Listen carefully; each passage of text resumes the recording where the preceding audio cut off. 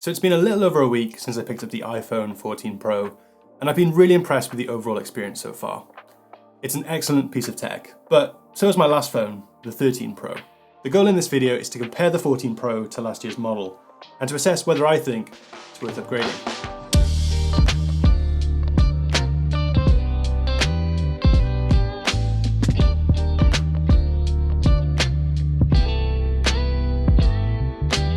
Hey pals, welcome back. If you know you're going to use something every day, it probably makes sense to choose the option that gives you the best overall experience. Now, I don't normally upgrade my phone every year because the differences are usually so minor, it's difficult to justify spending the money. At a glance, this year's version of the iPhone doesn't really seem like much of an upgrade to last year's model. But when you take a closer look, there's actually a lot more improvements than it seems. The most obvious change comes in the form of what Apple is calling the dynamic island, which is probably the only way people actually recognise that you have a new phone. It replaces the infamous notch with a pill-shaped cutout that makes use of the iPhone's OLED display to show notifications and other information through a range of seamless, fluid animations. The dynamic island can present a selection of useful indicators, including Face ID activation, AirDrop progress, and my personal favourite, a tiny thumbnail and waveform for the media you're currently listening to. There's already a wide range of activities that make use of the dynamic island, and it's a great example of Apple turning a problem into a feature. While it's a nice addition, I can't help but feel that it's a bit gimmicky. And in the time that I've been interchangeably using these phones this week, it wasn't really something I noticed all that much. The reality is, even though there's a decent number of things that make use of the dynamic island, those interactions don't have a huge impact on the phone's utility, and it's not really something I missed much when it wasn't present. One of the side effects of this new feature is that the screen's bezels now uniformly follow the edges of the phone, so there's even less room for the earpiece speaker, which has been pushed right up into the top of the phone's chassis.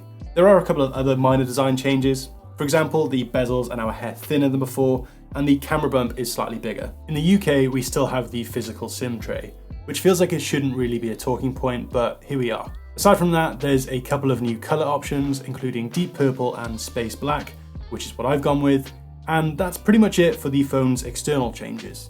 Disappointingly, the 14 Pro is still using the Lightning port, which is ridiculously outdated by this point.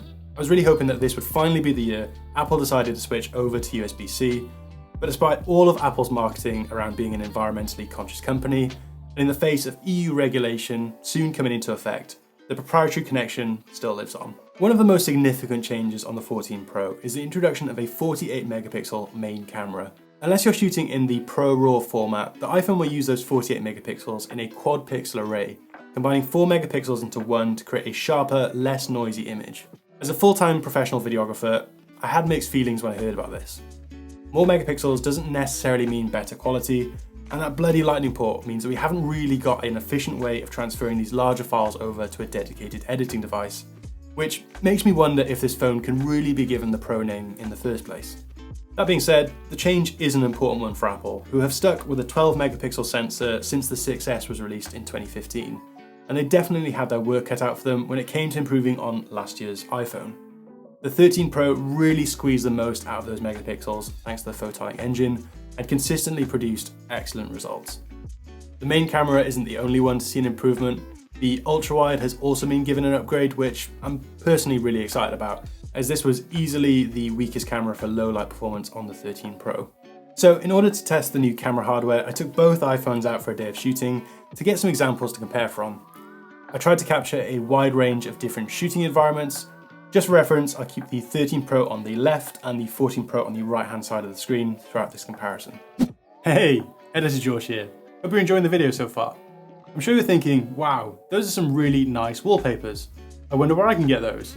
Well, I'm super pleased to announce that my first wallpaper pack, Drift, is now available for sale. It comes included with 4 different colour options that can be used on pretty much any device. If you want to learn more, check out the links in the description below. Okay, so jumping into our comparison shots, there are a few things that are immediately clear. So here I have a shot that I captured at Newport Market using the main camera, and you can see that on the 14 Pro we've got a slightly wider field of view. We're looking at about 24mm compared to 26 on the 13 Pro. You're just capturing slightly more in the frame, which personally I'm a fan of. It means you don't have to rely on the ultra-wide camera as often. Zooming into 100%, it's pretty close. There's nothing really standing out to me when comparing the two.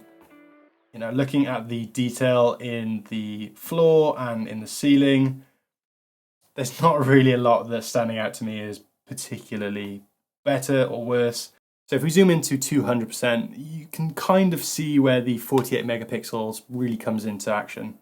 If we're looking down at this plant area, you can see there's just a lot more information being retained, and there's clearly a lot more sharpness there as well. Okay, so switching over to the ultra-wide camera now, and both of them look pretty good. There's still a lot of sharpness, especially in the center of the frame. And looking around, nothing is really jumping out at me.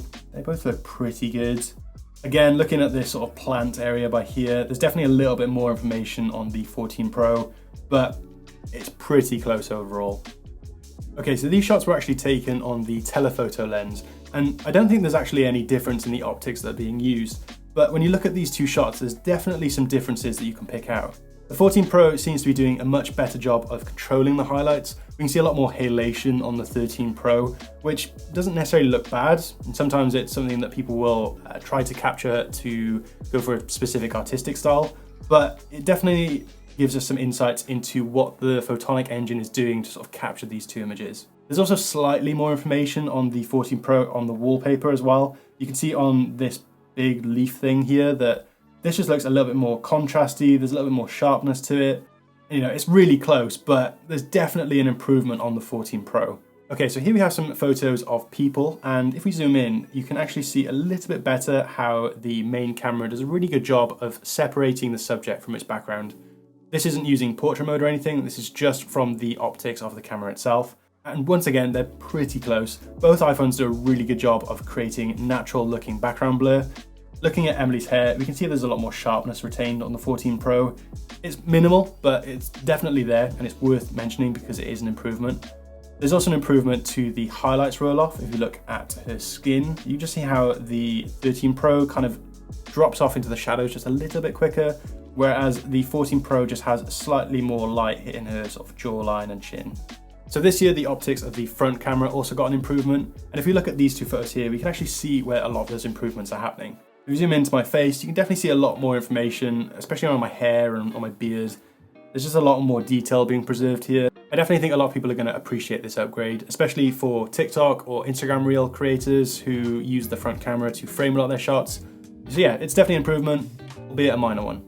Okay, so I also tested the macro capability of the two ultra-wide cameras. Okay, so zooming in, we can see that they're pretty close overall. There's this little fly here, which is clearly a little bit sharper on the 14 Pro. However, the center of the image isn't as sharp, so it could just be where the lens was actually focusing. However, if we look at the highlights, we can see there's just a lot more detail preserved on the right-hand side. Once again, I think that this is more to do with the image processing. I think there's a lot of sort of noise reduction happening on the 13 Pro to sort of assist this to make it look better than it actually is. And yeah, again, we're just seeing a little bit more detail being preserved overall. If we look up onto the top right of the photo, you can see there's a little bit of ghosting on the 13 Pro, which isn't as apparent on the 14. There's also this little tiny spider here, which isn't really noticeable on the 13 Pro, just looks like a black spot.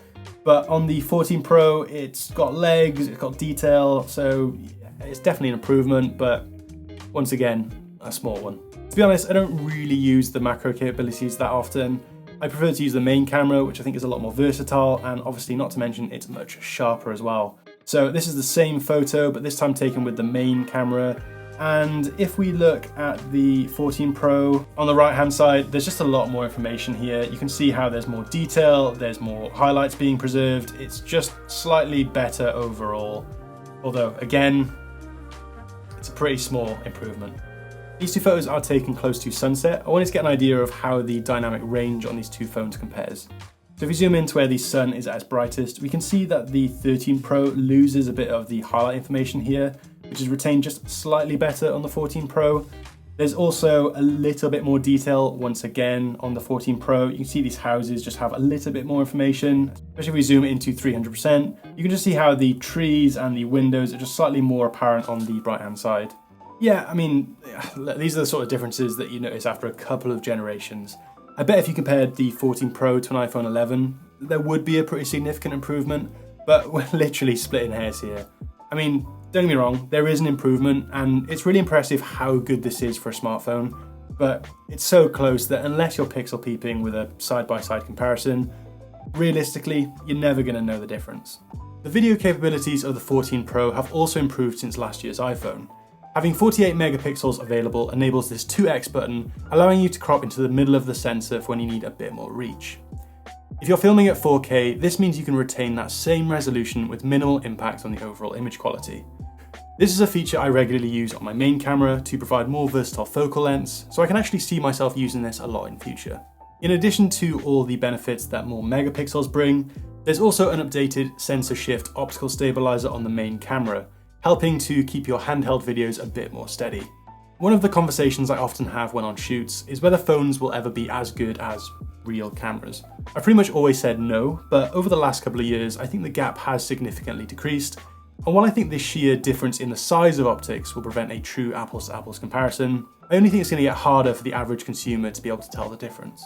There's also a few minor software improvements that are also worth mentioning. Cinematic mode now lets you record at 24p, and the 14 Pro introduces action mode, which uses an extra layer of stabilization to produce more usable footage from very intense filming conditions. In all honesty, these are probably features that I'll use once or twice and never think about again. As great as these phones are at capturing high quality imagery, they also provide an equally excellent experience for viewing content. If you didn't upgrade last year, you might have missed ProMotion, a variable refresh rate technology that allows the screen to dynamically select a refresh rate up to 120 Hz. I just want to stress how much better this experience is. Going back to 60 Hz feels incredibly stuttery now, so if you are upgrading for the first time in a couple of years, this will definitely feel like a massive improvement. The 14 Pro has improved on last year's display by allowing the refresh rate to drop all the way down to 1 frame per second, down from the 13 Pro's minimum of 10 Hz. This allows the phone to feature an always-on display without too much of an impact on its battery life. I won't lie, it took me a couple of days to get used to this, and on a couple of occasions I found myself reaching for my phone, only to be met with no new notifications. Once you figure out how to break this muscle memory, it's actually a low-key way of being a bit more intentional with how you interact with your phone. I guess after being an iPhone user for so long, I'm used to the screen only lighting up when something is demanding for my attention, but the always-on display means I'm just not as aware of it turning on, and I've noticed that it's much less distracting throughout my day. The screen is also noticeably brighter in outdoor settings, achieving a much higher peak brightness of 2000 nits. This is a big step up from the 13 Pro's 1200 nits and makes it much easier to view the phone's screen when outside on a sunny day. So when you combine ProMotion, 2000 nits peak brightness, and the introduction of the dynamic island, it's not a big stretch to say that the display is now in a league of its own. Bringing these technologies together gives us the biggest hardware and software upgrades we've seen to the iPhone display in a long time. So all things considered, do I think the 14 Pro is worth the upgrade? If you're coming from a 13 Pro, I wouldn't rush out for the time being. It still offers an excellent experience and provides some of the best technology we've seen in a phone to date. As long as you don't need the latest shiny thing, you're probably going to be really happy with it for another year or two. I think the 14 Pro is the one to get if you're a content creator or someone who hasn't upgraded for a couple of years. The hardware is better than previous models, but Apple has done such a good job of optimizing their devices that the actual user experience is really close. So I hope you found my take helpful and got some value from this review.